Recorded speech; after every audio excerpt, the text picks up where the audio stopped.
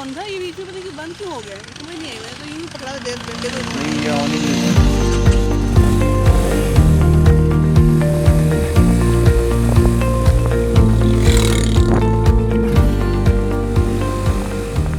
चक 12-11 साहिवाल और चीचावतनी के दरमियान मेन मुल्तान रोड से कोई 8-10 किलोमीटर हट के है। ये हम बाप बेटी का बेस स्टेशन है। यहाँ हम अगले कई माह तक बार बार आते रहेंगे और इधर उधर के गांव भी जाएंगे। 12-11 में मेरा दोस्त और सुजाग का जाला जब्बार रहता है, हम इसी के घर ठहरेंगे।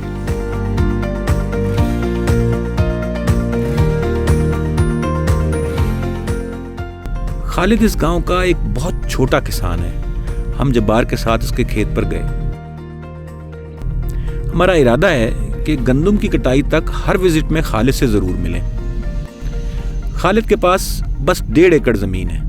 ये कोई 1 कनाल या 500 गज के 12 प्लाटों के बराबर बनती है। ज़राई लिहाज से ये बहुत कम है। यूं समझ लें कि इससे कम पर ज़राअत वायबल ही नहीं। पिछले साल खालिद के पास 6 भैंसें थी, इसलिए उसने गंदम इतनी कम लगाई कि घर की ज़रूरत भी पूरी नहीं हुई। लेकिन फिर उसकी 4 भैंसें बीमारी से मर गईं। जाहिर है उसकी चारे की ज़रूरत कम हो गई, तो इस साल उसने अभी आधे एकड़ पर गंदम काश्त की है, जो उसकी फैमिली के लिए साल भर के लिए काफ़ी होगी। ज़मीन के इस्तेमाल में वो अपने माल मवेशी को पहली तरजीह देता है।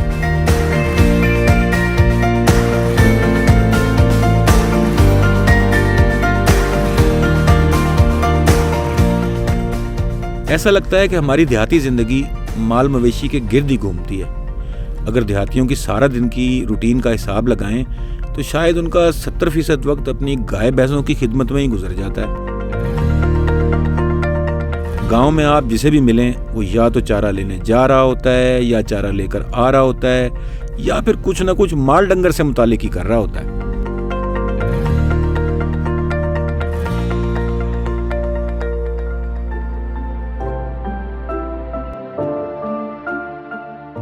आटे के बदले चीजें लेने का तजुर्बा तो शायद हम में से कई एक को याद हो, लेकिन ये खिलौने वाला पुराने बार्टर सिस्टम और जदीद मार्केटिंग का एक दिलचस्प और अजीब मिक्सचर है। ये हजरत बच्चों को औरतों के बालों के बदले खिलौने देते हैं। जी, सिर के बाल। जो बाल कंगे में आ जाते हैं वो माएँ मरोड़ के किसी कोने में रख देती हैं और बच्चे इसे देखकर खिलौने ले लेते हैं और ये इन्हें विग बनाने वालों को बेच देता है। ये औरतों के बाल घर घर से इकट्ठे करने का बहुत इंटेलिजेंट तरीका है। दाद देनी बनती है। बच्चे खिलौनों के लिए काफ़ी बेचैन थे और मैं उनकी मदद करना चाह रहा था, लेकिन फिर सोचा अगर मैं अपने सर के सारे बाल भी दे दूं तो शायद किसी बच्चे के हाथ एक आधा गुब्बारा ही आए। सो मैंने एक मिनी हातम ताई बनते हुए बच्चों में 10-10 रुपए तकसीम किए और ये साइकिल अच्छा भला मेला बन गई।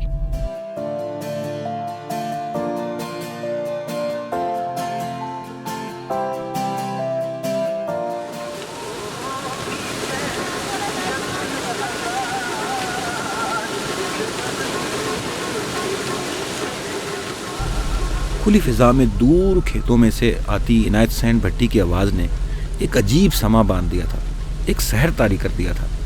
भट्टी साहब, तुफैल न्याजी, आलम लोहार, बाली जट्टी, ये पंजाब के सुच्चल जैनवन फोक गुलकारों की आखिरी लड़ी थे।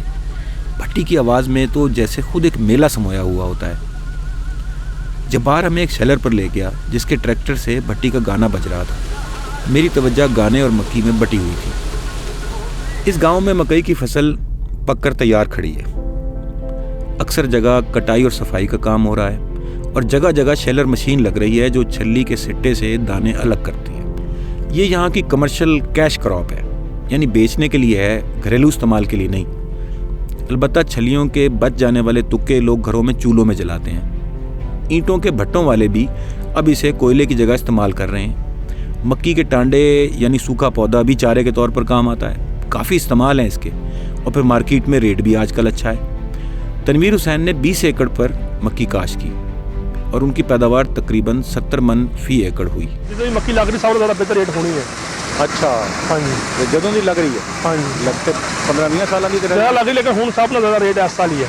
अच्छा सब तो ज़्यादा रेट वो इसकी वजह रेट एडा ज़्यादा होंगी वजह बस एक मकामी खपत ज़्यादा वा, कुछ सैलज बन रहा वा चारे वास्ते, डेयरी फार्मा वास्ते, कोई पोल्ट्री फार्मा ज़्यादा इस्तेमाल हो रही है, ਇਹਦੀ ਵਜ੍ਹਾ ਕਰਕੇ ਮੱਕੀ ਦੀ ਰੇਟ ਵੱਧ ਰਿਹਾ रेट बढ़ रहे हैं।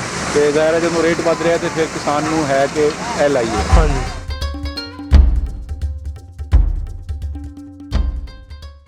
अगले रोज सुबह बहुत ज़्यादा धुंध थी। खुले माहौल में सर्दी भी ज़्यादा होती है, लेकिन ऐसा लगता है कि गांव में आग जलाकर उसके सामने बैठना कोई भी अफोर्ड नहीं करता। वही माल मवेशी, इससे किसी को छुट्टी नहीं मिल सकती। सब लोग बाल्टियां बल्टोए उठाए तेजी से दूध खरीदारी सेंटरों की तरफ जा रहे थे। हम इसी धुंध में खालिद की ज़मीन पर पहुंचे। ਜ਼ਿਮੀਂਦਾਰਾ ਬੜਾ ਔਖਾ ਵਾ, ਨਾਲ ਸੰਭਾਲਣਾ, ਬੰਨਣਾ, ਛੱਡਣਾ, ਮੀਂਹ ਕਣੀ ਤੋਂ ਸੁੱਕੇ ਕਰਨਾ, ਫਿਰ ਸਰਦੀ ਦੇ ਟਾਈਮ ਨਾਲ ਜਾ ਕੇ ਪੱਠੇ ਪਾ ਕੇ ਅੰਦਰ ਕਰਨਾ, ਇਦਾਂ ਹੀ ਆ ਨਹੀਂ। ਮਾਲ ਦੀ ਮਿਹਨਤ ਜਿਹੜੀ ਆ ਸਾਰਿਆਂ ਨਾਲੋਂ ਜ਼ਿਆਦਾ ਵਾ। ਹੁਣ ਇੰਨੀ ਸਰਦੀ ਆ, ਕੋਈ ਸੁਬਾਹ ਉੱਠ ਸਕਦਾ कहना नहीं यार पट्ठे ले आइए उन्होंने।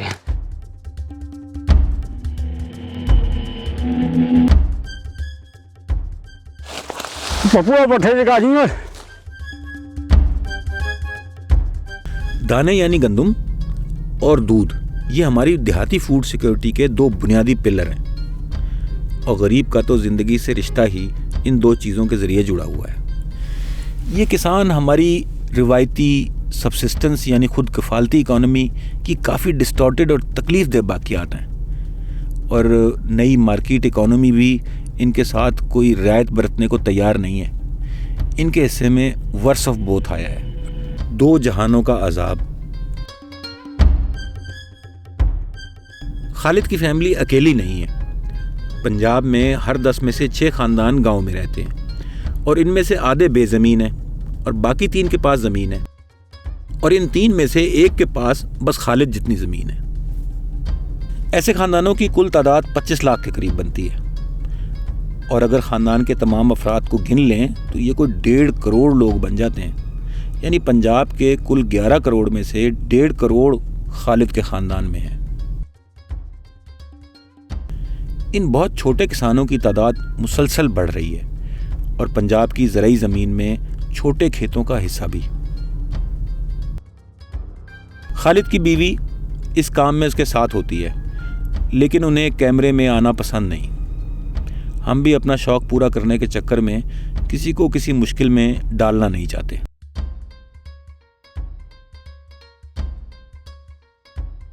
खालिद की 2 गायें आज ताज़ा बरसीन, गंदम की तूड़ी और मक्की के पौधों का मिक्सचर खाएंगी। चल कर यार। बरसीन उसने अपनी ज़मीन पर उगाई है, तूड़ी खरीदी है और मक्की के टांडे मेहनत के बदले उठाए हैं। होता यूं है कि मक्की की कटाई जो भी करता है वो सिट्टे ज़मीन के मालिक के आगे ढेर कर देता है और पौधे अपने जानवरों के लिए ले जाता है।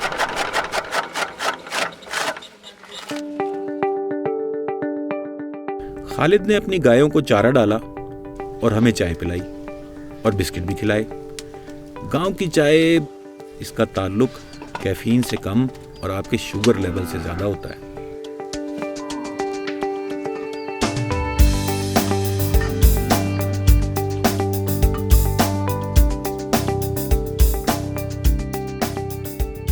हो गई तेरे दादे दी ਜ਼ਮੀਨ ਕਿੰਨੀ ਸੀ ਭਲਾ? 1 ਮੁਰੱਬਾ ਤੇ ਇੱਥੇ ਸੀ ਨਾ? 1 ਮੁਰੱਬਾ ਇੱਥੇ ਸੀਗਾ।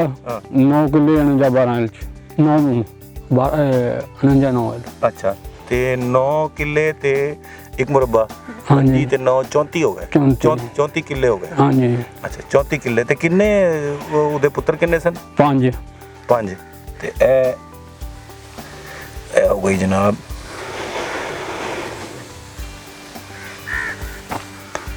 ਇਹ ਹੋ ਗਈ ਤੇਰੇ ਪਿਓ ਦੀ ਹੈ? ਹਾਂਜੀ। ਅੱਛਾ ਤੇ ਤੇਰੇ ਪਿਓ ਤੁਸੀਂ ਕਿੰਨੇ ਅਸੀਂ ਕਿੰਨੇ ਭਾਈ? ਹਾਂ ਅਸੀਂ 4 ਭਾਈ। ਫਿਰ ਇਹ 4 ਚ ਵੰਡੀ ਗਈ? ਹਾਂਜੀ। ਤੇ ਇਹ ਆ ਗਿਆ ਖਾਲਿਦ ਕੋਲ? ਹਾਂਜੀ। ਠੀਕ ਹੈ। ਅੱਛਾ ਤੇ ਹੁਣ ਤੇਰੇ ਅੱਗੇ ਕਿੰਨੇ ਪੁੱਤਰ ਨੇ? ਹੀਰੇ ਦੇ 3 ਪੁੱਤਰ। ਤੇ ਇਹ ਉਹਨਾਂ ਵਿੱਚ ਵੰਡੀ ਜਾਏਗੀ? ਹਾਂਜੀ। ਤੇ ਉਹਨਾਂ ਨੂੰ ਕੀ ਲੱਭੇਗਾ ਫਿਰ? ਲੱਭਣਾ ਜੀ ਹੈ ਜੀ, ਉਹ ਤੇ ਇਦਾਂ ਹੀ ਹੈ ਨਾ।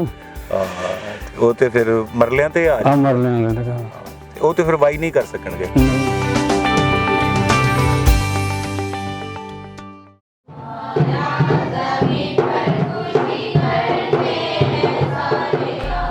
आज क्रिसमस है। गांव में कोई 9-10 घर कैथोलिक क्रिश्चियंस के हैं और 30-35 प्रेस्बिटेरियंस के। इनका मोहल्ला अलग है और इसमें एक छोटा सा चर्च है और एक निस्बतन बड़ा चर्च ज़ेरे तामीर है। क्रिसमस की तकरीबात का आगाज़ मिडनाइट सर्विस से हुआ। आइए हम अपनी इबादत को शुरू करें। आए अहले ज़मीन सब खुदाम के हजूर खुशी का नारा मारो, खुशी से खुदाम की इबादत करो, गाते हुए उसके हजूर हाजिर हो, जान रखो कि खुदाम ही खुदा है। यीशु आया ज़मीन पर खुशी करते। हमने चर्च के जनरल सेक्रेटरी अख्तर मसीह से बात की। मेरे चर्च दे बाज़ार बहुत ही गंदा कि बाज़ार दे विच कोई सोलन, कोई नाली, कोई किसी किस्म का कोई साडे ना नहीं सिस्टम है। तो चर्च आने की बहुत ही मुश्किल आ। जो कोई बारिश हो जाती है तो असी चर्च नहीं आ सकते। कोई साडा ऐसा कोई प्रोग्राम होंदा तो उहदे विच ही सानू शदीद मुश्किल का सामना करना पैंदा। और सानू कब्रस्तान का बहुत मेन मसला, 3 कनाल जगह साडे कोल और साडे प्यो दाते तो यानी कि 100 साल तो साडे कोल 3 कनाल जगह, लिहाजा साडा ये भी बहुत बड़ा मसला है। और जिन्ने भी तरक्याती काम या जिन्ने भी इलैक्शन या जिन्ने भी हुकूमत आईयां, सानू किसी ने कोई भी रिलीफ नहीं दिता और सानू सब तो नीच जाने गया, क्योंकि असी गरीब लोग हाँ। हमेशा वडेरे अपना ही सोचते हैं, लेकिन साडा किसी ने कभी कुछ नहीं सोचा।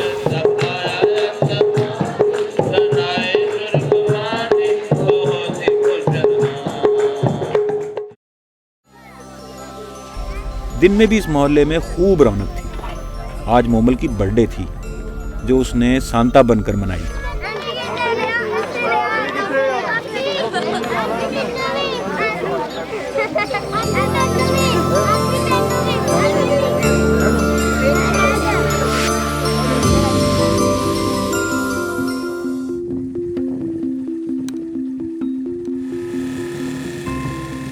अगली किस्त में देखें। बैरून मुल्क पाकिस्तानी अपने गांव विलायती गाय क्यों भेज रहे हैं?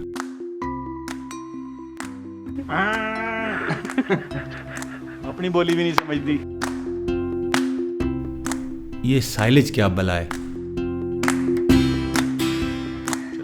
बोर्ड के दरख्त ने हमें क्या बताया कि गांव की सारी लस्सी कौन पी जाता है?